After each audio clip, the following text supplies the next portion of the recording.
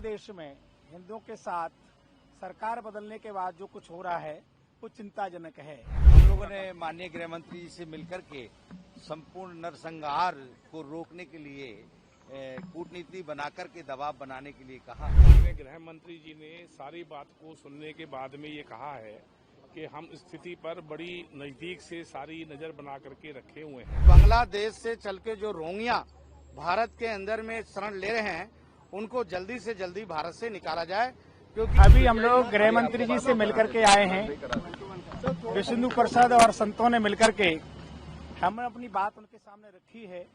बांग्लादेश में हिंदुओं के साथ सरकार बदलने के बाद जो कुछ हो रहा है वो चिंताजनक है। हमने अपनी चिंता व्यक्त की।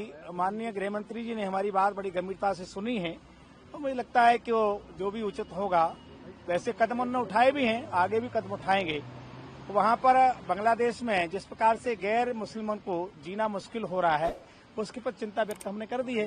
और वहां हिंदुओं की सुरक्षा हो या जो भी अल्पसंख्यक समुदाय है, गैर हिंदू भी हैं, उनकी भी सुरक्षा हो। मानवीय दृष्टि से सबको जीने का अधिकार है। और बांग्लादेश में जो कुछ हो रहा है उनके नागरिक हैं, अपने नागरिकों की रक्षा करना उनका दायित्व बनता है वहाँ की सरकार का। सरकार बदली है, वहाँ के हिंदुओं को उससे कोई लेना देना नहीं है। हिंदू तब भी सरकार के और राष्ट्र के देश बांग्लादेश के साथ थे, आज भी हैं। इसलिए वहाँ मानवीय दृष्टि से हिंदुओं के साथ जो अन्याय हो रहा है वो बंद हो, ऐसा हमने आग्रह किया। उन्होंने गंभीरता के साथ सुना।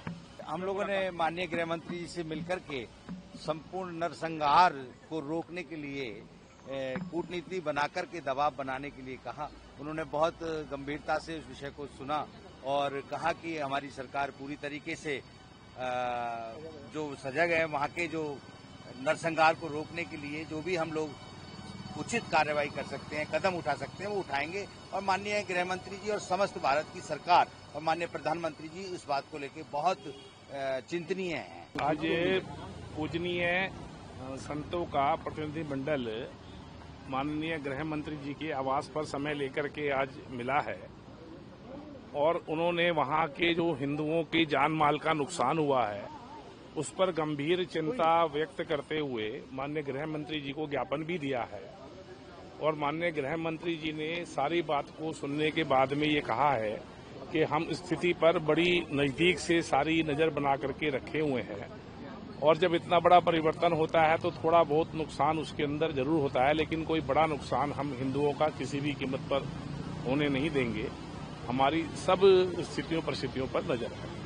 आज माननीय गृह मंत्री माननीय अमित शाह जी से हम लोग के प्रतिनिधि मंडल बांग्लादेश में हो रहे हिंदू बौद्धों पर जो अत्याचार हो रहा है, उनके मठों को, मंदिरों को जो तोड़ा जा रहा है, और खास करके जो वहाँ पर दलित समाज में एक मुतवा समाज है, बड़े पैमाने पर बांग्लादेश में रहता है, उसके भी मंदिरों को क्षतिग्रस्त कर दिया गया है।